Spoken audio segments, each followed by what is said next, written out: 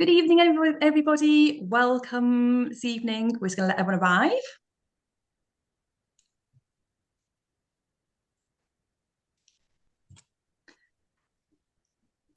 Good evening. Numbers are shooting up. Thank you for joining us.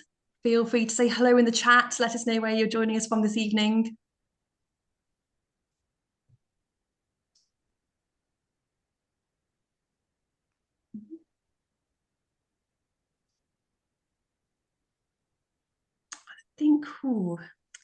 Right, I think we're going to crack on. Numbers are just about stabilizing. Welcome. Hello. Straight in from Australia. Welcome. Good morning to you. Hello from folks in Portugal, in Dublin, Cambridge, Wild and Winter Devon, Durham, Oxford. Great. Thank you all very, very much for joining us. Let's begin. So good evening. Welcome to this evening's Naturetrek Winter webinar, our latest instalment. I don't know what the weather's been like with you, but today it's been absolutely vile in Hampshire. So there's pretty much nothing else to do but dream of our future spring and summer holidays. That's what I've been doing in the office today, and certainly what we'll be helping you to do this evening. No better place to go in the spring when the flowers are blooming and the birds are singing and the butterflies are on the wing than the European mountains. So this evening we will be taking you to the French Pyrenees and the Swiss Alps. My name is Kerrie Porteous. Some of you will have seen me on here before this winter. I'm currently Naturetrek's head of sustainability / 50% of our marketing team. But I did spend 10 years at Naturetrek as one of our operations managers. And during that time, I looked after our tours to Switzerland. I co-led a couple of them. I recce'd a couple of the ones that we'll talk about this evening. And I was also very fortunate to have a Swiss grandfather. So spent quite a lot of my youth in those mountains having a very idyllic time when I look back at it now. I'm delighted to be joined this evening by one of our esteemed tour leaders, Simon Woolley. Simon's led for us for over 20 years. We've just been discussing it now. He thinks that's probably about right. Leads a wide variety of tours. This year, I think you're heading to Oman, the Gambia, that's right, Spain, next month, Romania, no doubt other places too. Nice anecdote on Simon is that he met his wife on a Naturetrek tour back in 1997, and he wants me to make sure that you're aware that he was not a tour leader at that time. He was very much a client. Um, Mine and Simon's paths first crossed when I sent out a panicked email the day before a trip to Slovenia. And our tour leader in Slovenia had been to a wedding and got severe food poisoning and absolutely could not meet the group the next day. So fortunately for me, Simon was just finished his term of teaching at a school down the road from where I live. He popped by to pick up our alpine flowers of the European Alps field guide and a leader pack, and went and met the group the next day. So I've been very grateful to him ever since. Except for a couple of years later when he got COVID on the same tour. I think less said about that, the better, Simon. Yes, best avoided. So the format for this evening, I'm going to hand over to Simon in just a minute, and he is firstly going to take you to the French Pyrenees and tell you about that for, we think, about 25 minutes, half an hour, something like that. He'll then hand back to me. I will do about the same length of talk on the Swiss Alps. And after that, we will have time for some questions. So please do use the chat box, and there's also the question and answer box. So pop any messages, any queries in there. If I can answer any as we go along, not when I'm talking, then I will, but we'll probably save them pretty much all for the end and wrap them all up then. I think that is it. I'm going to let Simon crack on. So over to you, Simon, and I will see you in half an hour. Great. Okay. Well, I hope I'm audible to everyone. If I'm not audible, please could someone say so down in the chat box I'm pointing, but I hope I am. So I'm going to share my screen and hope for the best.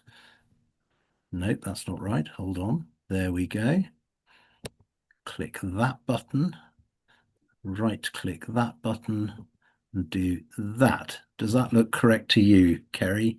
No, I have our globularia check screen up, which we were looking at just beforehand. Oh, So God. Right. I think if you come out, Hang on. I think you just shared your browser rather than PowerPoint. Better?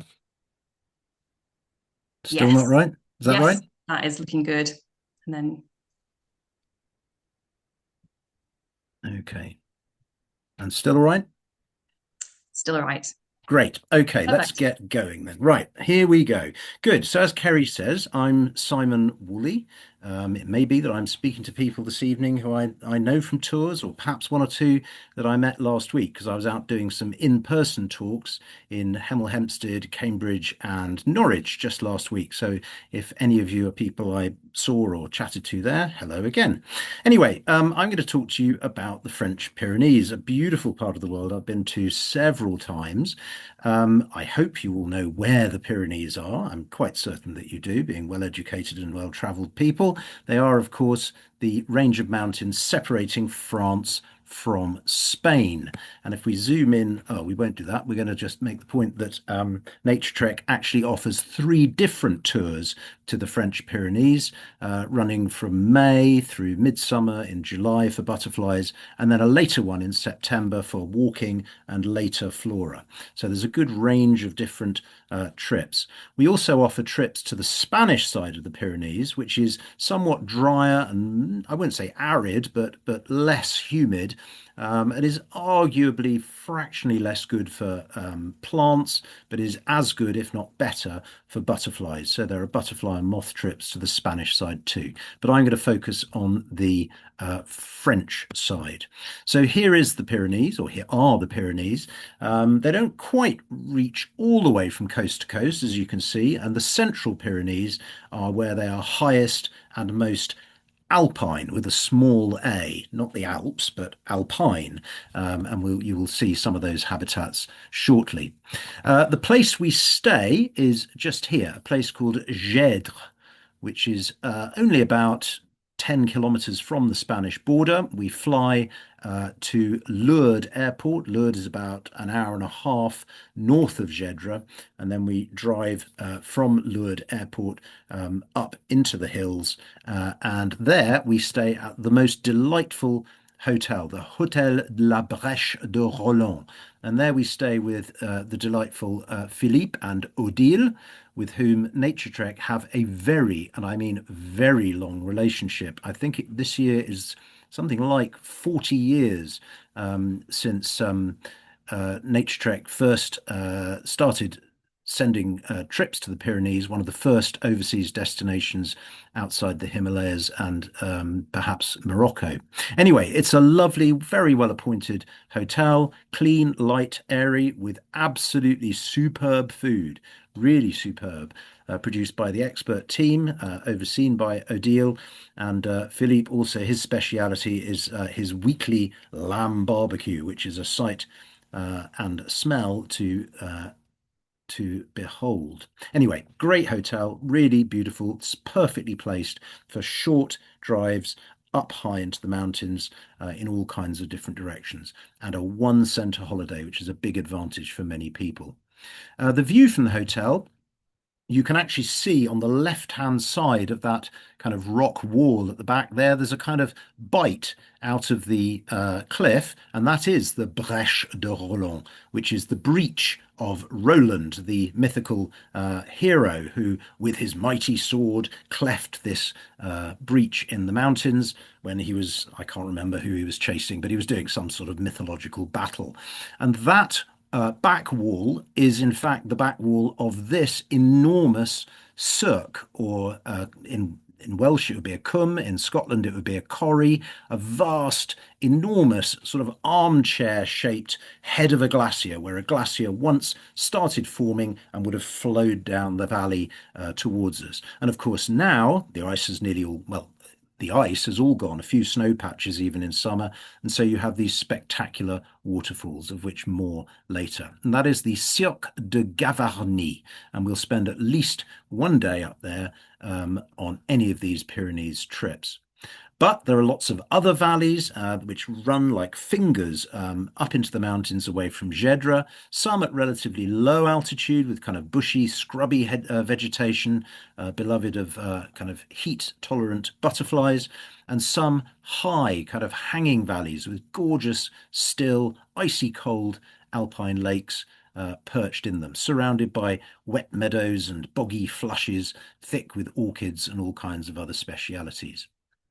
The other residents of these mountains that we will doubtless meet are the local cattle, which, as you can see here, are being driven up the road as they have been for centuries, driven up to their summer pastures, and then they're brought down again into the villages for the winter when they're fed on hay. But it's a real traditional transhumance agricultural system that still exists. So let's have a look at some of the wildlife. We'll start with some plants, and these are all plants which are actually quite widespread European montane species, some of which I suspect might actually crop up in Kerrie's talk about the Swiss Alps a little bit later on, and some of which it might remind you of some British species if you're familiar with them. So there's alpine Bartsia. We have red Bartsia in this country. It's a semi-parasitic plant. There's a sow thistle, which, unlike ours, which are yellow, is a beautiful kind of pale blue color. It's almost like chicory, but on a multi-stemmed head. There is the aptly named and accurately named common ballflower, one of the globularia species, one of many species that likes to grow in little crevices on the rocks. You get these gorgeous alpine rock gardens with many specialist species that have no competition there. Pinks, which you might grow in your garden, the Dianthus genus. There's several species of those to see. The maiden pink is a particularly fine one with just a single pink flower. And then there's the somewhat outrageous, frankly, fringed pink, which is the last species, but on steroids, it would appear. And it's just showing off, isn't it, really, with those beautiful cut petals. A group which you might possibly have seen here in the UK, but only if you've been to the chalk downs of Sussex and possibly one or two other counties, is rampions. Round-headed rampion is in fact the species that we get here in the UK, but it's pretty rare in Britain, and you need to go to very specialised habitat for it, but it's quite widespread elsewhere in Europe, and it's more of a montane species in the south of Europe, and it's very, very common in the foothills and lower altitudes of the Pyrenees. I always have the rampions down as kind of honorary orchids because they're just so beautiful and colourful and often stand alone or sometimes in stands. This gorgeous species is going to demonstrate my, I won't say lack of botanical knowledge, but my limited botanical knowledge, because although the fairy foxglove has that name, I'm not at all convinced that it's even vaguely related to actual foxgloves as we would understand it. I think it's just a name. Kerrie will put me right later on, I'm sure. But the fairy foxglove, which likes again to grow out of crevices in pretty much bare rock, is an absolutely delightful little species. Orchids I mentioned earlier, and for the orchid enthusiast, often the crossover into botany for birders who've run out of birds to see, and then they switch to plants. The first group a lot of people look at are the orchids, and there are some absolute stunners there. Some of them familiar from the United Kingdom, like greater butterfly orchid.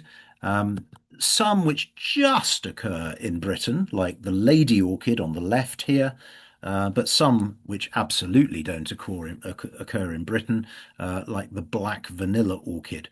There are several different species of vanilla orchid, and their taxonomy is much debated, but this one, I believe, by my research at least, is black vanilla orchid. I would say, just so in case anyone's sort of feeling shortchanged, these are about 95% my photos. I've included one or two which aren't. And you'll probably be able to spot which ones those are later on because they're just too good. Anyway, more orchids. There's lots and lots of broad-leaved marsh orchids which grow in these wet flushes I was mentioning earlier on, often in great swathes across the alpine grasslands, and pyramidal orchid, which is a familiar British species, of course. Burnt orchid does grow in the United Kingdom at just a few sites, and usually they're tiny, tiny little specimens, no more than 2 or 3 inches high at the most. In southern Europe, in the Pyrenees, they can grow up to 8 or 10 inches high. It's just extraordinary to see a burnt orchid growing that robust. Elderflower orchid, a non-British species, actually comes in at least two different color forms, the most common of which is that lovely kind of yellowy, acid yellow green color. And of course, there's always the orchid that doesn't look like an orchid at all.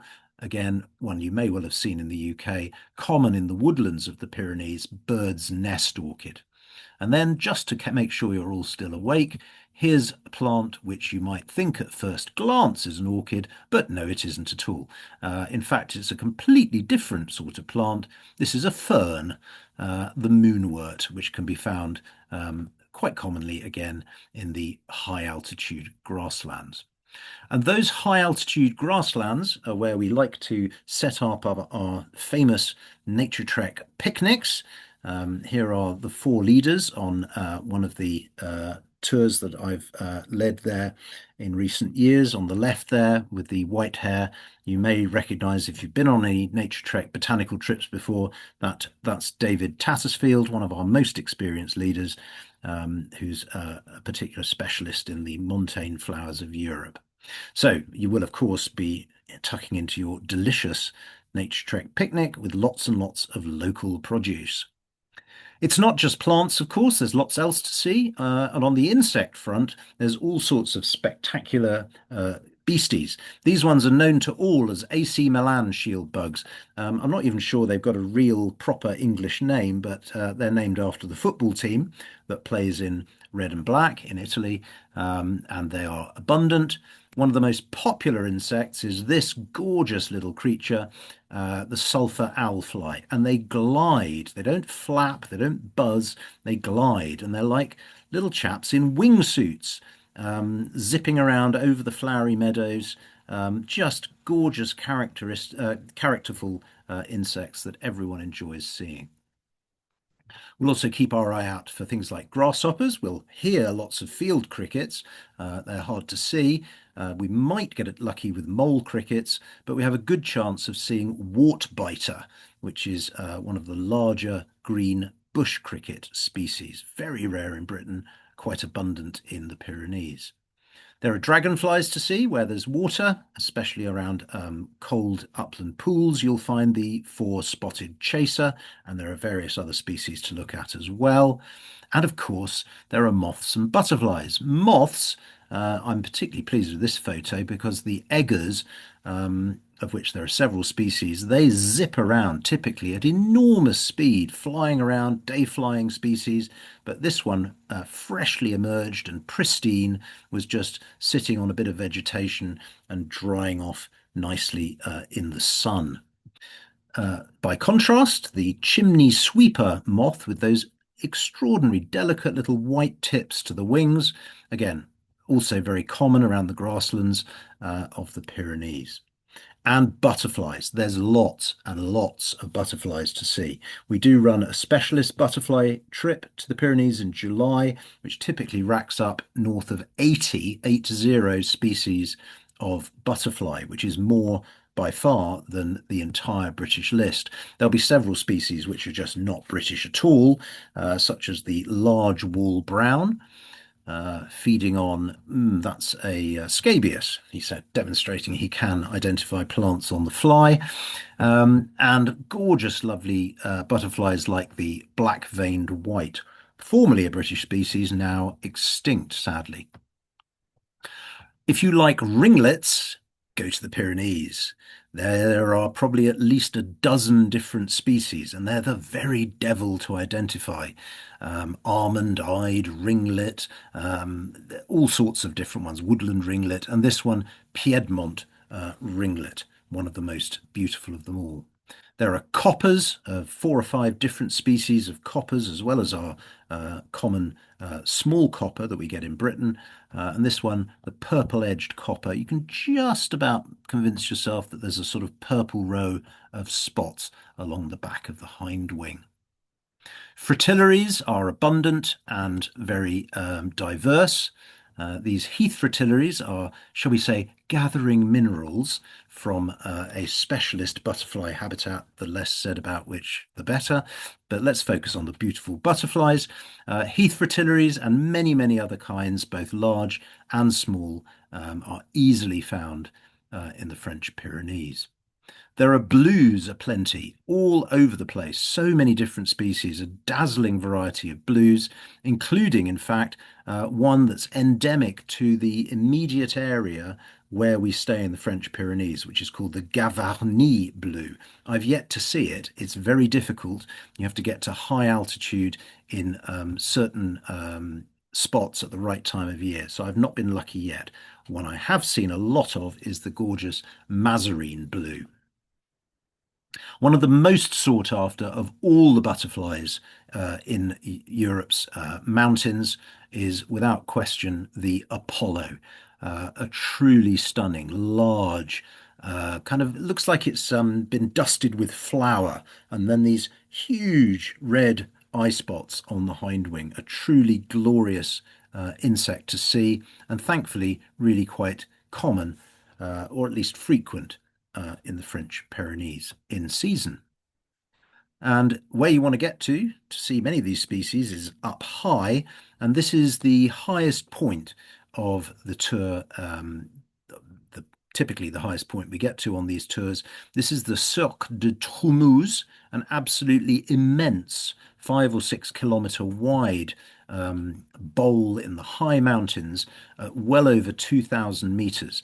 Luckily, you reach it by driving up into the mountains, and then a little land train dragged by a big, powerful tractor takes you up the final set of switchbacks. And then once you're up on the top, although it's bumpy and lumpy, you can see all that rocky debris filling the floor, it's basically flat. And as long as you watch your footing, you're just walking around amongst these rocks and boulders and exploring for several hours. And up here is the home, if you find the right pools and streams, of one of the very special species of the Pyrenees, and that's the Pyrenean brook newt. This is an endemic species, meaning it's only found in this range of mountains. Thankfully, it's actually quite easy to find when you know where to look. And the good news is your Naturetrek leaders know exactly where to look. A species, moving on to mammals, that you really won't struggle to see at all, but is very, very popular, is the alpine marmot. Now, this species is not endemic to the Pyrenees, as the name suggests. It's found quite widely across Europe's mountains, right the way down to the Carpathians and I think the Balkans as well. But it was extinct in the Pyrenees in the 20th century. It was hunted for its fur and was extirpated. But it was reintroduced after the Second World War, sometime in the 50s, with stock from the Alps, and they've bred like marmots, and they are everywhere. Very, very common, and often extremely approachable. You'll hear their whistles all over the place, and every now and then you'll find one that's just stupid tame and will sit up munching on the grass and let you get really, really close to it. Much more difficult to get close to, but which we have a good chance of seeing, is Pyrenean chamois, now split from the other European chamois species and treated as an endemic in its own right. They're very hard to get close to, but we've got a good chance of seeing them at the Cirque de Gavarnie. They like to stand on snow patches there, and you can often see family parties up high there. There are other mammals in them thar hills. There are wolves, there are bears. We have almost zero chance of seeing them. So, your Naturetrek group, this is right on the border between France and Spain, up high, not only seeing plants, not only insects, not only mammals, but of course birds. There are big birds, like these griffon vultures, which are not uncommon in the Pyrenees. Here, gathering to feed on a goat carcass. I think we counted 35 on this afternoon, just ripping away and munching on the flesh and bones. Well, not the bones, in fact, because of course the bones are usually left behind for one of the most sought after birds of the Pyrenees, and indeed anywhere in Europe, and that's the bearded vulture, or lammergeier. Now, the Pyrenees are a real haven for the bearded vulture. When it was lost from almost all of the rest of Europe, I think completely lost from the Alps, where it has now been reintroduced. More from Kerrie on that shortly. The Pyrenees retained the strongest European population, and they're doing really well there. I won't say they're common, but you do see them more days than not if you keep your eyes to the skies, and sometimes you get absolutely outstanding views. There are other big birds of prey to look for as well, like booted eagles, migrants from Africa, which arrive every summer. Ditto short-toed snake eagles, much larger. This is the largest hovering bird of prey. It's a big, hefty eagle, but you'll often see it motionless above a mountain ridge. And there are also golden eagles in these mountains as well. So lots of raptors, birds of prey to look for. Smaller birds are also well represented, and one of the most sought after is the white-winged snowfinch. This was actually the very first white-winged snowfinch that I ever saw. So a lifer for me, and I was deeply excited, and so were the other people on the tour. And that's a realistic chance in the Pyrenees. We know where they breed, we know where they feed as well. So we've got a good chance. Ditto citral finch, a lovely, bright, canary-like species of montane coniferous woodlands, and ditto the lovely common rock thrush, which breeds in rocky scree and boulder-strewn slopes. We don't use the G word very often on Naturetrek trips. There's never a guarantee of seeing anything. As Clint Eastwood once said, if you want a guarantee, buy a toaster. But I think we can say safely that you are guaranteed to see an alpine chough if you make a journey to the Pyrenees, or for that matter, Switzerland. Even down in the valleys, there's lots and lots of common songbirds, black redstarts and nightingales, and all kinds of common birds to enjoy at lower altitude, including the glorious searle bunting, this one a male in full song. Gorgeous thing to see. I promised you a visit again to the Cirque de Gavarnie. There is the highest unbroken waterfall in Europe, falling down, tumbling down the back wall. If anyone asks me how high the unbroken bit is, I've got no idea, but you could look it up on Google. But what I am going to show you are some endemic Pyrenean plants. This string of plants, which we're going to use to bring us towards the end of our talk, these are all plants which are found nowhere else on Earth. So if you want to see these, you have to go to the Pyrenees. You will notice that there's a bit of a theme emerges in a moment, but first of all, we'll have the lovely rush-leaved narcissus, a multi-headed daffodil, rather an unusual habit for narcissus, and then St. Bernard's lily. You'll see another lily a little bit later on, I think, when Kerrie is talking to you about from the Alps, and they're very much a species pair. But this one, St. Bernard's lily, only found in the Pyrenees. And this is where the spot the similarity game comes. This is the Pyrenean pheasant's eye, a lovely kind of aconite-like plant, which I misidentified for many, many years. That's an old photo of mine from the Spanish side of the Pyrenees, in fact, which I had down as anemone spur. And then when I got hold of that book of alpine plants that Kerrie lent me in that emergency a few years ago, I flicked through it and checked my old montane plant photos, and sure enough, I'd seen an endemic Pyrenean pheasant's eye. Columbine. Pyrenean. All these plants are Pyrenean, Pyrenean, Pyrenean.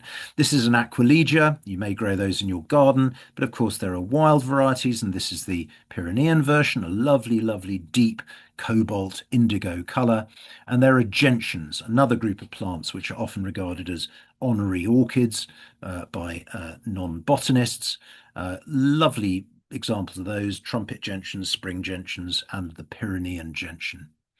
A really, really popular species is the lovely reflex-petaled Turk's turban lily, very much like the martagon lily of the Alps, but it's not pink, it's yellow, as you can see. And this is one that causes real wows when people see it because it's huge. That flower spike is anything up to, well, certainly 18 inches, if not sometimes 2 feet long. And Pyrenean saxifrage is a star plant. Saxifrages are often somewhat subtle, understated, matte forming with a few jewel-like flowers. Not this one. It's what's called a monocarpic plant, meaning it grows and grows and grows and grows. And that mat of leaves you can see clinging to the rock face gets bigger and bigger and bigger over the years. And then after somewhere between 10 and 20 years, it says, right, time to reproduce. And it sends out that flower spike, does all the pollination and setting of seed and so on, and then the plant promptly dies. So you'll see lots and lots of little immature pom-poms of leaves on the rocks, but every year, because they don't all flower in the same year, of course, you'll see lots and lots of flowering saxifrages too. Back to the rampions. This is the Pyrenean one, somewhat different, paler and more elongated than the round-headed rampion you saw earlier. And they even have an endemic thistle, which does look particularly prickly and is normally located where we decide to have our Naturetrek picnic. There's a lovely Pyrenean snake's head or fritillary too. It's not so much purple and pink and red as the British one is, as yellow and red. And it's a gorgeous little plant of those damp meadow flushes. Just to finish off, for the ambitious amongst you, and many of these walks are optional. If you want to take the high route, you can take a high route. If you want to go back down the valley, you can go back down the valley, because when we have multiple leaders, different challenging or easier walks are available to different sub groups. But if you want to go up high on this slightly airy path, that's the most challenging part of the path, and people with a sort of vertiginous disposition might worry about that, but that's the most difficult path I've ever been on in the Pyrenees, and it's not too bad. But you need to go up there and a bit higher still to see two particularly special endemic plants, which are this one first, the long-leaved butterwort, which is a slimy-leaved carnivorous plant that captures insects. You might be able to see little black dots on the leaves, where it captures insects and digests them just to boost its mineral content, not for food as such, but for mineral supplements. It grows only on north-facing wet rock faces which never see the sun. So it's a plant of dark, shady, wet places. And arguably the most exciting of all Pyrenean endemics is also found up on that path, and that is this one, the Pyrenean yam, the only European representative of its family, I believe, a very obscure, tiny little monocotyledon plant which grows extremely small and unexciting in amongst shaly scree slopes. However, I kid you slightly. In fact, luckily for everybody, one of the best endemic plants can be found back down at the bottom of the Cirque de Gavarnie, where you can sit at the famous old Hôtel de la Cascade and have a lovely cup of coffee or an ice cream. And luckily, one of the best endemics of the entire trip can be found on boulders, literally right next to the hotel. And that would be this beautiful plant here, Raymonda or Ramonda, or even Ramonda, because it's named after the French botanist Ramon, who described this and many, many of the Pyrenean plants back in the day when he was exploring the region. If this plant looks a little bit familiar, or you think, oh, hang on a minute, that reminds me, well, perhaps it reminds you of a plant you've got growing in your bathroom, because this plant is fairly closely related to African violets. Now, they only grow on two mountain ranges in Tanzania and are highly globally threatened. And Ramondas, of which there are, I think, 4 or 5 European species, are equally highly, highly localized. There are 2 or 3 species in the Balkans, one somewhere out east that way, I can't remember where, somewhere in the Carpathians perhaps, and then there's the Pyrenean Ramonda, and there it is. You can see the similarity to the African violet, which is actually an incredible story, which I will have to save for another day to tell you why and how endemic plants and indeed animals come to be where they are. But that's me done. So I hope you've all enjoyed that. And I will at this point hand back to Kerrie. Thank you very much, Simon. I very much enjoyed that. And you should know we have a little comment from Tim who tells us that the AC Milan bugs are also known as minstrel bugs. So Ah, thank you thank you. very much Great. for sharing that. So I'm going to crack straight cliffhanger there. There is indeed. um, Sorry, one administrative thing. Kerrie, can you yeah, mute me or do I have to mute myself?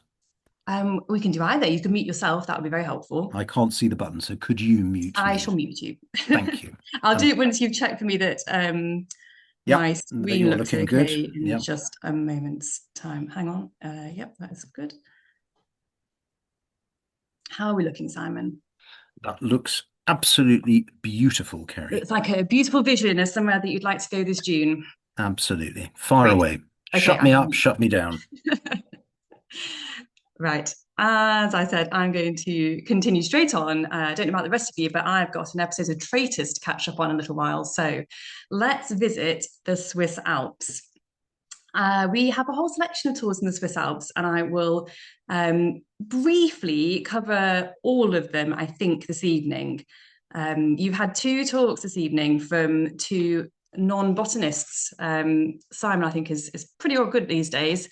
I am very much an organizer rather than a naturalist, but I do enjoy a little co-leading gig if I can hop myself onto one of our tours. And um, I studied biology at university and spent an amazing few weeks in the Austrian Alps as part of my degree, studying alpine flowers. And it basically saved my degree. It was the best part of it for me, and I did very well in it, and it really inspired me for many years to come. So I snapped up the opportunity at Naturetrek to take on the Swiss portfolio and get out back into the Swiss Alps again. So we start off with a little map of Switzerland, and these are the bases for our main tours. So Wengen and Pontresina, we have been running tours to for a very, very long time indeed, 25 years or more, I would think by now. And then Betmaralp and Everlen are a little bit more recent. They're in the canton of Valais. All of these tours we fly either into Zurich or into Geneva.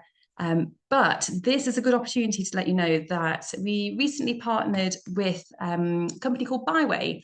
They are specialists in organising train travel around Europe, and we are keen to enable that for those of you that would like to join our tours in Europe but not fly there.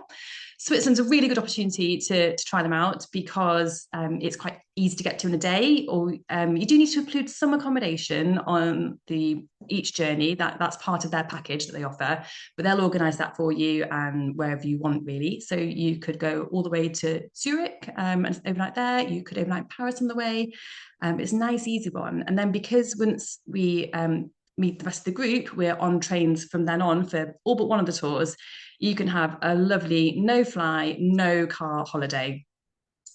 So if that's of interest, have a look at our travel by train page on our website under tour focus. I need my little pointer, try and put that on. Yeah, so under tour focus, there's a travel by train section. Have a look at the details there. You can make an inquiry direct Byway. Ideally, you would know what tour you're going to book and be booked onto it, but you can also make a speculative inquiry just to get a good idea. Don't book with Byway till you book your Naturetrek tour and you know it's definitely going ahead. But yeah, they'll be very happy to help with that and get you all set up to travel from your local station in the UK all the way to your destination. So I'm going to kick off with one of our original tours based in Wengen and the Lauterbrunnen Valley.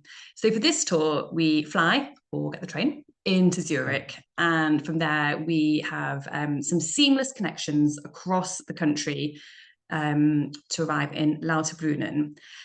it can look a bit intimidating when you get your train tickets and there are 2 or 3 connections to make, and some of them are quite tight. But this is, of course, Switzerland, where things run seamlessly. It's not like traveling around the UK on the train.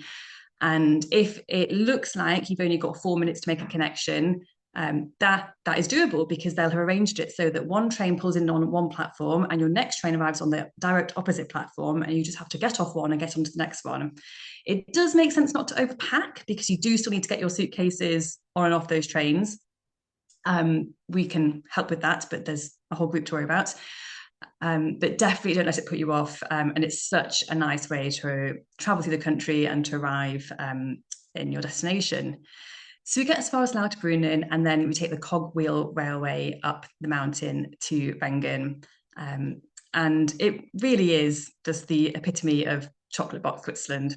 And we're on these trains for the whole week. There's the odd electric vehicle around in Wengen, but otherwise it is a car-free town. We provide you with a Jungfrau pass, which is a train travel pass that gets you on all the local railways. So we had the freedom just to go where we want, hop on and hop off as we wish. And it also means that we're using those railways and the cable cars to do all the uphill for us. And then we're generally walking downhill or maybe slightly undulating, but we're not doing big hikes up mountains at any point.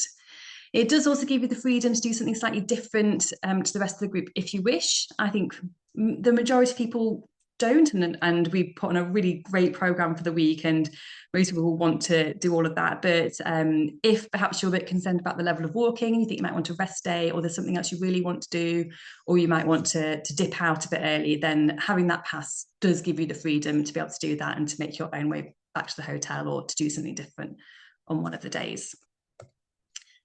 We have been staying at the Berghaus Hotel, I think, pretty much since our first tour to Wengen. It's the same family that's been running it all of that time. It has passed down through the generations. So the next generation is now running it, and I know they now have little children that I'm sure they're training up to take over one day.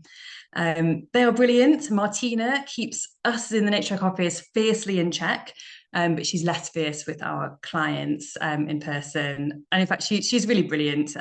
We had one tour where one of our clients managed to break a tooth in the airport on the way out to the holiday, and Martina had already arranged for a dentist to be ready and waiting in Lauterbrunnen when their train pulled in, got the tooth fixed, got on the next train up to Wengen and joined the group a little bit later that evening, tooth fixed and raring to go. And this is our backdrop for the week. It is spectacular. These are the impressive peaks of the Eiger, the Munch, and the Jungfrau. So the Eiger is here with a cloud over the north face. The Eiger is the ogre. And anyone with any interest in mountaineering will see why, with so many lives lost in the early attempts to conquer the formidable north face. The Munch here is the monk. He sits in the middle and he's protecting the Jungfrau, which is the young girl, from the ogre. This picture is actually taken from a walk in Muren, which is opposite the sort of obliquely across the valley from Wengen. And that's actually the base for our go slow in the Swiss Alps holiday. It's a sort of a pretty similar, it is the same area. There's a lot of overlap between the tours, but the go slow tour is very specifically designed to have more options and more dropout points and shorter walks, so that it will just suit people that really want to explore this area but aren't confident of walking the sort of, I know, up to 10 or so kilometers a day that you might do on the Wengen tour. So shorter walks, more opportunities to opt out and whatnot. I'm told by the office that that tour is actually full for this year. So book early if you fancy that one. Get in now for 2027. We usually start the week above Wengen itself on the Mannlichen. We can take the cable car up from Wengen, and in this area, the views are just dominated by that north face of the Eiger. And I just couldn't get over it the first time I went. Just the turf is just so colourful. It's just filled, you can see here, with gentians and primroses and ranunculus. And I just couldn't stop taking terrible photos of it and just enjoying the colour. It's absolutely beautiful. So there'll be some overlap with what Simon's shown you, but we have to show you the gentians. He said this is, if you're not a botanist, this will lure you in. And I know when I went to Austria for that first time, it was the bright blues of the gentians that drew me in to alpine flora. Um, our tours run in the second half of June each year when flora is typically at its best in the mountains. The weather, admittedly, is unpredictable. This is the mountains. So we've had weeks of wall-to-wall sunshine. We've equally had fairly wet weeks, unusual. We've had snow and we've had all three in a day. But we botanize a range of altitudes. So there's always going to be something out. And some years, this path is covered in snow, so we can go further down the valley and we'll see more there. Other years it's in an early spring, and we can go higher up. So if people ask us which is the best week to go, we don't know. They'll both be great. Might be slightly different, but there'll always be something special to see. So those we had the trumpet gentians, and we also have these beds of the beautiful spring gentians, Gentiana verna. Lots of lovely specialties up here. So we have the narcissus flowered anemone, alpine toadflax, the beautiful alpine pass flowers there on the bottom left. And then one of my favourites, I would describe this apparently in the talk, is these globe flowers, the Trollius europaeus, as little balls of sunlight, which one of my colleagues pointed out and has always loved. But they really are, they're so bright and beautiful up there, and just fields of them in some places with all the mountains behind. Lots of primroses we can expect to see up here. So birdseye primrose, Primula farinosa. And then on the right is the bear's ear primrose, Primula auricula. That's meant to be the leaves, I think look like bear's ears. Just squint a bit perhaps. Higher up, there are some real specialties. So this is just where the glacier is receding, and this is one of them. This is a little viola synesia. And then in this area, one of the real specialties is the Aquilegia alpina, the alpine columbine. We also have a pretty magical spot where we will be going and looking for lady slipper orchids. There's one of our normal walks, a lovely normal looking mountain path and a little hut, and then our tour leader, this is David Tattersfield's specialty. He's led these tours that entire time again. Will disappear off the hut and beckon you over, and a short walk over a couple of fields from there, you will just see hundreds, if not thousands, of lady slipper orchids going right up the mountainside. Again, of those 2 weeks, which is the better one, we won't know until it comes. Sometimes they might be a little bit over the second week or not quite out the first week, but you'll hopefully have something to see there. The walking can be pretty variable on this tour. We are in the Swiss Alps, so it's not going to be flat, but we take our time, and the nature of a botany based holiday is that it's going to be pretty slow and easy paced. We tend to move very little distance in the mornings because everything's new. We want to identify everything, and then we'll generally do a bit more of the walking after lunch. This is one of the harder sections that we do, so I put this on just to show you like what it could be like. This is when we're walking down the moraine from the Eiger Gletscher station, where we saw some of those specialties of little violas earlier. Walking poles here can be useful, taking the pressure off your knees. As is typical in the mountains, you can see here that it's clouding over. A few minutes later, we were being hailed on, and then an hour after that, we were sat in the sunshine enjoying apricot tart before getting our train home. So plan for all eventualities, pack all eventualities in your day pack to make sure you've got your waterproof and your sun cream every day, no matter what the forecast says. And of course, we'll have a beautiful picnic spot every single day, no matter what. We tend to share out the carrying of that. Actually, no, we don't. I think David normally carries the whole thing himself, and we have to insist that he shares it out. But we'll find a beautiful spot and stop for lunch somewhere along the way.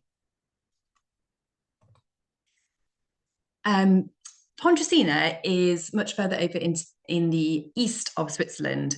So this is the base for our second holiday that I'm going to talk about this evening. And these two trips you can do back to back. So Wengen tours, we operate the second 2 weeks of June, and then Pontresina, the upper Engadine Valley, we operate the first 2 weeks of July.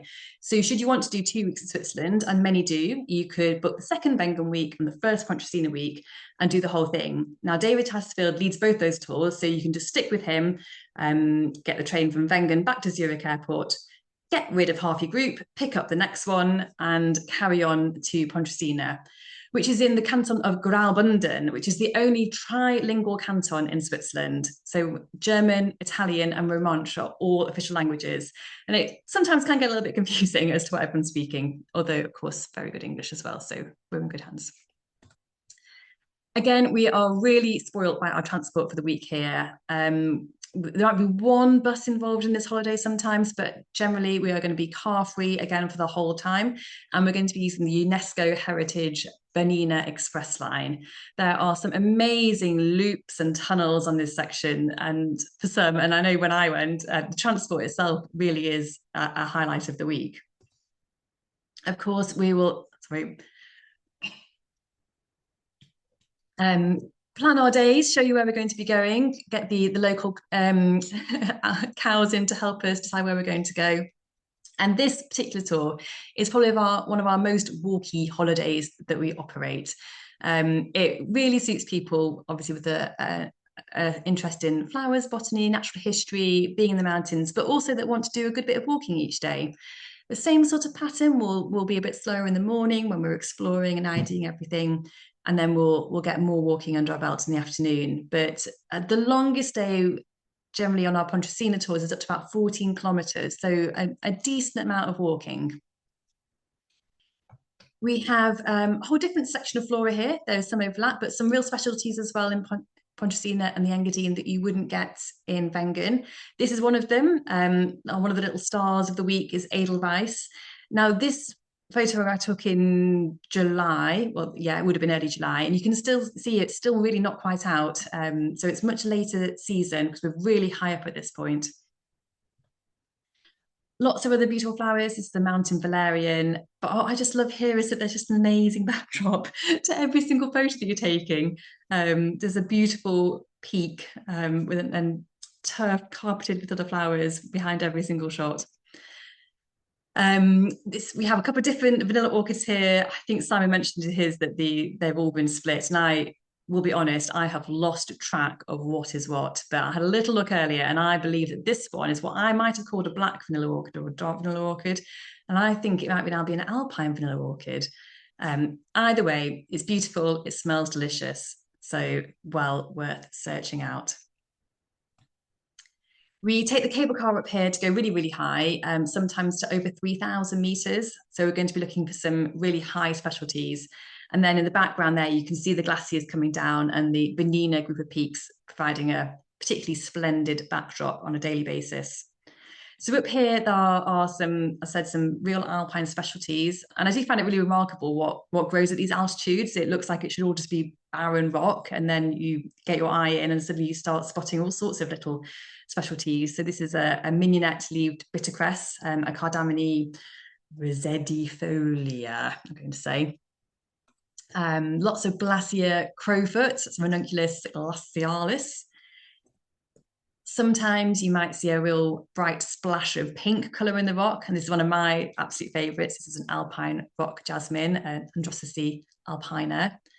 And sometimes you might see a bright blue splash of colour in the rock face, and we can spot this one on one of the cable car rides that we go up to really high. You can start seeing that blue and venture over the rocks on arrival in the cable car station, and we can find this king of the Alps, Erythricium nanum.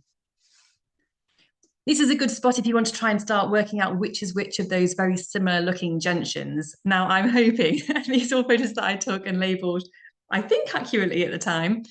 We have Gentiana bavarica, Bavarian gentian. Obviously, we're not in Bavaria, but it is that one.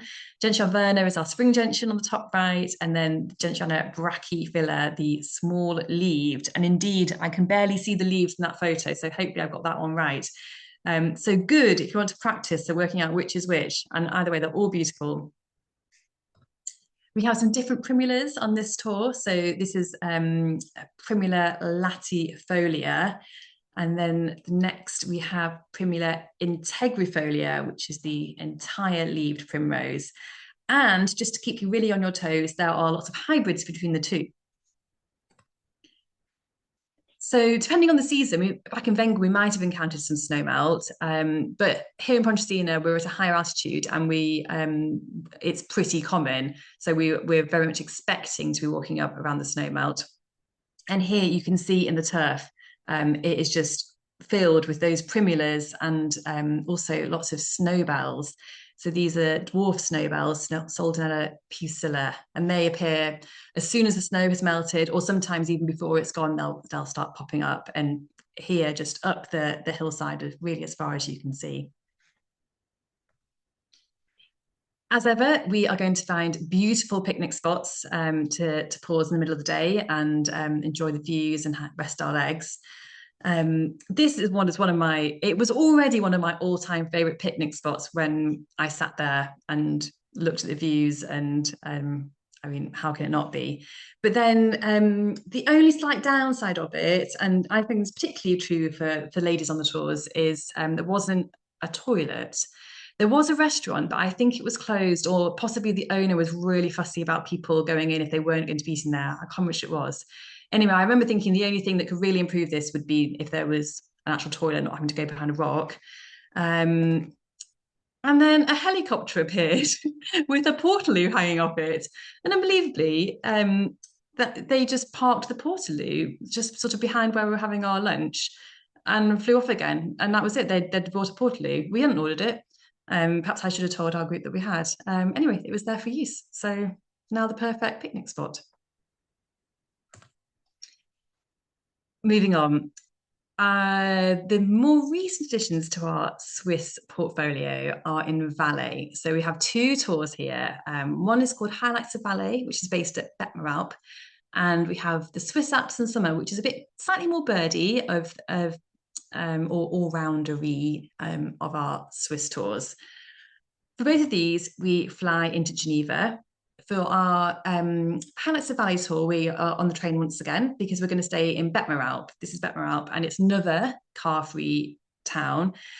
On this trip, we take the train from Geneva round Lake Geneva, really beautiful journey all the way along the valley, and then we get off at Betton, or we maybe change the trains at Brig at the end, and then go to Betton, and then from there it's a cable car for the final section.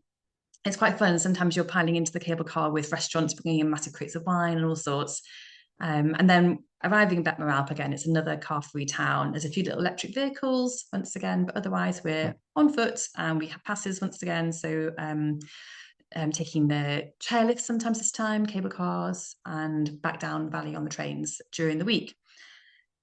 We have another brilliant hotel here. This is the Bettmerhof, and honestly, this has got some of the best feedback I've ever received from any of our European hotels. They are lovely, great food, pizza restaurant in the basement we might visit on one evening.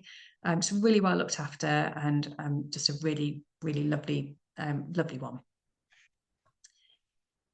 Once again, we're botanizing here at a range of altitudes with stunning scenery around us. And this is what's up above Bettmer. This is the Aletsch Glacier. It's the largest glacier in the Alps. Now, the stat I have in my head is that it's 23 kilometers long. I imagine it's gone a tiny bit smaller than that now. But it starts from those three peaks that we saw earlier, the Eiger, the Munch, and the Jungfrau. That is where it originates from. So yes, as I said, we're busily botanizing here, ascending on the chairlifts and the cable cars, generally undulating and a decent amount of walking again, similar to the other tours. So we've got more glacier crowfoot here popping out. This is the one, the St. Bruno's lily. And Simon, I've got my head muddled now because we were talking beforehand when we were waiting to start about how we want St. Bernard's lily to be in Switzerland with St. Bernard dogs, but it's not, it's St. Bruno's. And I panicked when this came up, but it is right. It is a St. Bruno's lily, really nice one. Again, lots of little hardy alpines. This is a mountain house leek. One of the little saxifrages that, again, Simon mentioned, this one's not nearly quite such long flowers on it, but it's a white musky saxifrage. This is one of my favourites. This is a very nicely named Glacier mouse ear, little Cerastium uniflorum. I like its little mouse ears.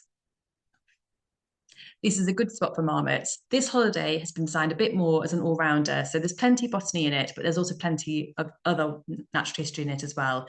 There's a great spot for marmots just above the hotel. There's a nice little walk you can do from a chairlift just there.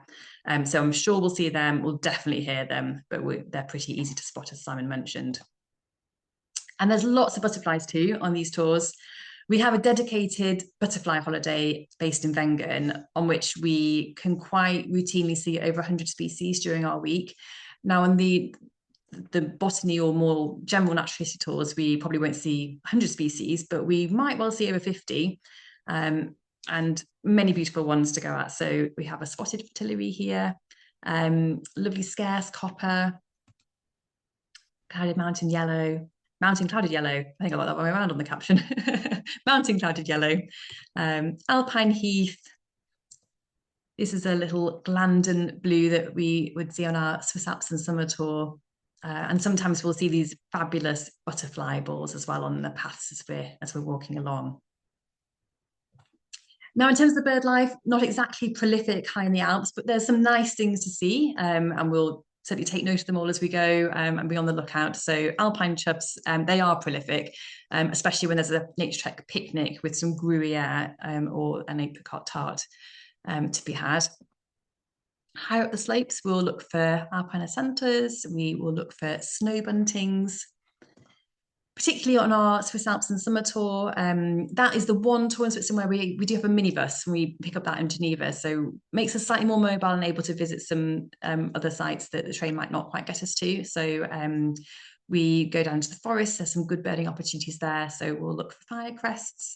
We'd like to see nutcracker on all of these tours. Little willow tits and yeah, other nice forest birds. Then we also have a nice spot breeding colony of European beetles that we can go and look for, and even wall creeper is a possibility as well.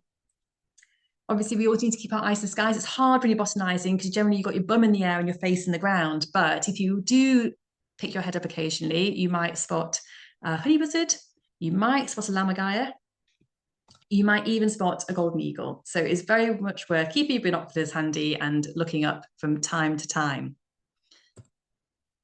Finally, you can't go to Valais and not visit the mighty Matterhorn. So we're based in Betmaral. Our hotel's looking opposite across the valley for the whole week. In Evelyn on our Swiss Alps and summer tour, we're just down the valley. So we will head back down the valley. We'll take the Glacier Express line up to Zermatt. And then we'll continue on this Gornergrat barn. And up here, there's still some exciting things to look for. This is a Matterhorn penny cress. More stunning views as always, and this is a little alpine aster poking out from the rock face. And what we'll really be hoping is that we actually get a nice clear day so we can get a view of the mighty Matterhorn itself without the cloud interfering with our views. So that is where I am going to finish today. I'm going to hopefully welcome Simon back. I'm going to unmute him if I can. Let me see how to do that. Bum, bum, bum, bum. Simon. I'm going to ask to unmute, ask to start video. And hopefully he will be back with us.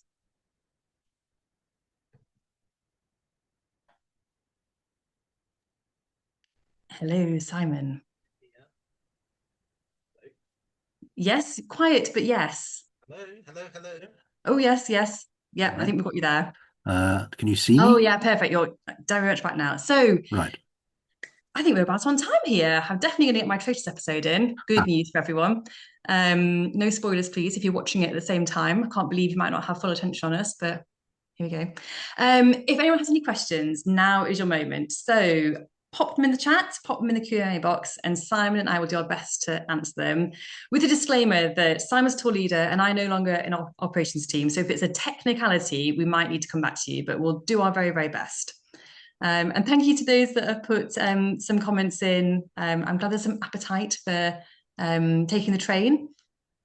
It's also just a really nice way to travel. If you've got the time, it does often work out more expensive as well, but it's a really lovely way to get to your destination. So definitely take a look. Thank you, Daphne. brought lots of memories Kerrie, back. there's a question in, is it possible to do the Alps and Pyrenees together? Obviously not at the same Ooh, time, but one after the other. Then I think I'm right in saying they're not really designed to be. It's not what to impossible. say? Well, David leads one and then the other There often. you go. So you So just follow David Tattersfield around. just follow David. I think that could work. You would probably, There might be a couple of days in between. there might be a couple of days, which is probably no bad thing. Take your time Yeah. getting from one to the other. But I think that could definitely work. Yeah. Other things Um, I've got here. There's are there chances of seeing owls in the I think that's Valais tour in the Switzerland? German spelling, thank you, Karen. Apologies, Ah, Valley. Yeah. Vallis. There you go. Okay. Chances of owls. We're not really going out after dark, particularly. I think you could certainly go for a walk from your hotel. There will Speaking as a birder, I'd say hard in high summer. They're going fine. to be more likely in sort of March, April when the adults are calling. It's possible in the summer, but frankly, it's going to be a struggle. But there are certainly interesting species in Switzerland, like things like Tengmarm's owl, as well Mm, as some of the commoner species. But they would be tough in high summer, I think frankly. so. And there's I would another recommend going to sorry, Sweden if that is your priority. That's yeah, a or excellent Poland, or especially country. Finland. Yeah, Yeah, yeah. yeah. There was also a question about wall creepers. You mentioned wall creeper very briefly, I think, Very didn't you, Kerry? briefly. Yeah, they do occur in the Pyrenees, very much so. The thing is, if you go and look for them in the summer, they all retreat very much uphill. There are no reliable sites at what you might call lower altitudes. So, although it's not impossible, and there have been sporadic sightings, especially at the Cirque de Trémous and occasionally at the Cirque de Gavarnie, I've never seen one in the Pyrenees, and the only people I know who've seen them have gone on very adventurous hikes way, way up in the mountains and then have got very lucky. I suspect in the off season, perhaps in the September tour that goes to the Pyrenees, when the wall creepers and other mountain birds are starting to come down to lower levels, there might be a better chance. Certainly on the Spanish side of the Pyrenees, there are good wintering sites for the wall creepers in the foothills, which are very reliable in the winter and early springtime. But they're certainly up there. They're just at low density and they're huge mountains. But they have been seen. So I was having a memory that I'm sure on the festival trip last year they were seen, and Someone's just Tim just posted that. put that Yeah. yeah, they were seen. That did definitely happen very high up. Yeah. And someone's just said they had eagle owl near Lauterbrunnen. Um, so Oh, there you okay. go. Right. Thank you, everyone, for helping us answer these Yeah, questions. and someone's mentioned hazel grouse above Lauterbrunnen as well. That's a very good record for the Alps. Excellent. Excellent. A question on which month does the French Pyrenees trip go? So that's June, isn't it? The Um, French Pyrenees, well, there's different ones. The butterfly one goes in July. The festival, which is when we take over the whole of that mm, hotel, happens in June. This year, yeah, sadly, fully booked, two separate weeks. And then the more kind of walking and autumn bulbs and later plants one goes in September. yeah, yeah. Which I think does still have space, that one for this year. Mm. Um, oh, Andrew Burke in the question answer box has asked, what is the wine like at the place in the Pyrenees? Outstanding, really As you would outstanding. I mean, yeah, expect in yeah, France, exactly. I mean, really. the food and the wine, it's Yeah. oh, it's sacre bleu it is. Sorry, cordon Whereas bleu. unfortunately, the wine in Switzerland is just wildly expensive. Yeah, That is and unfortunately the downside of all the Swiss tours. It is wildly expensive. It is absolutely stunning, and if you have the money, just do it. You won't regret it. It's a mm. brilliant way to spend it. Should anyone get excited about fondue, would you say, Kerry? Well, I love a fondue. Do you? And on the original version of the Go Slow in the Swiss Alps tour, I even included a little fondue packed lunch day, but the group didn't really enjoy it. I thought it'd Mm. be a great idea, but they were I like, was oh, sort of wasn't sure about that. it just struck me as wet pizza. Oh no, it's a whole different thing. Mm. Yeah, unimpressed, but Um, horses for courses. Janice asking if there's fairly good menus for vegetarians. I mean, traditionally in France, I think they don't cater well for vegetarians, but everyone's had to up their game in They recent certainly years. they do it at Jeddah. Yeah, Good. Odile Yeah. is they'll be thoroughly catered for, absolutely beautifully. And of Yeah. course, with picnics and so on, if you've any experience of Naturetrek picnics, you know your leaders will make sure that you're thoroughly well fed, whatever your requirements are. You know, gluten free and all the rest of it is all catered for. So, you know, yes, absolutely, you'll be beautifully looked after in the Likewise in Switzerland, all those hotels, they're very good at catering for special dietary requirements, vegetarians, vegan. I mean, I think the Swiss will look at you funny for being a vegan. You know, why would you not want to eat cheese? But Mm. other than that, you can get away with that. There's a question Um, here about temperatures in the yeah. Pyrenees in June. Well, when I was the first there, there was a heat wave, and it got in the lower altitudes, it got up well into the 30s, but that was exceptional. But equally, up on the tops, even in June, it can be hovering in single figures. So, you know, as Kerrie was saying, all kinds of weather, not just over the whole course of the week, but in the course of a single day. And Yeah. thunderstorms, as I'm sure is the case, well, I know is the case in the Swiss Alps as well. You can get spectacular thunderstorms, which are themselves a feature of the kind of natural history element of the whole week going on as well. And they can really kick off and get lively in the evenings. Yeah. There's a question here about from Wendy about saying, did I miss something about the festival week? So I'll just explain Mm, about the festivals. So um, when we talk about Nature Trek Festival, what we mean is that we will sometimes, and we do it pretty much annually now, I think, in the French Pyrenees, is we take over the whole hotel. So we fill it with about 30 to 40 Nature Trek clients and a whole selection of our tour leaders. So there might be five or so tour leaders on that trip with a lot bigger than a normal size Naturetrek group, so that we can split down into lots of different groups, and you can pick your favorite leader in your specialty and go out and do different things each day. So there will be a botanist and a birder, or multiple botanists and birders, and a um yeah, all sorts of different interests it's catered for also people. easier, as I was hinting at. You know, we make sure that it works even for smaller groups, but it also means you can have a kind of go slow subgroup and a Mm, let's climb up that mountain subgroup, so you can kind yeah. of avoid, you know, keep different levels of effort in that way. It's actually best thought of as being almost like a cruise, where we take over the whole of a cruise ship with, say, 40 clients and five or six different leaders, and you go off on your little Zodiac boats and do your own thing, except you're in the mountains and you get in a minibus rather than a boat. Yeah. It's quite an exciting way to do it, and you meet lots and lots of like-minded people, of course. Yeah. So we have generally that have that week or multiple weeks in that format each year, but we also will sometimes have just a standard group of 16 week, and the September departures, the butterfly departures will always be the standard ones rather than the Yeah. festival version. So that probably answers Julie's question as well. Is there a bird expert on the Pyrenees trip? Yes, is Yeah, your and even on the butterfly trip, you know, it's not as though your butterfly leader is going to have their eyes closed to a bearded vulture or a golden eagle flying overhead. They're good all-round naturalists, and very often, as when I've been on that tour as the co-leader, my primary expertise is the birds, so I would complement the butterfly leader and be learning a lot from the butterfly leader myself at the same time, along with the clients, of course. So yes, you can always expect, you know, good expertise and knowledge of what you might see. absolutely. Just checking back in the chat, make sure there's no more final questions. There's nothing more in the Q&A box. So I think we might have just about brought things to a close.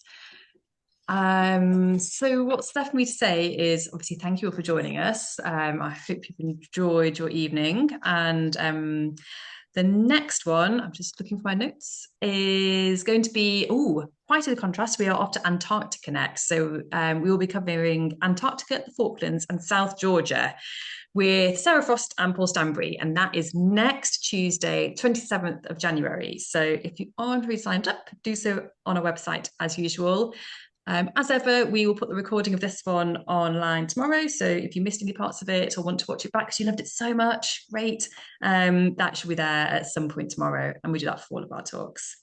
So thank you once again for joining us. Thank you very much, Simon, for joining me. Pleasure. Enjoy the rest of your evenings, everybody. And we'll see you on here again soon. Thank you. Bye. Good night, everybody.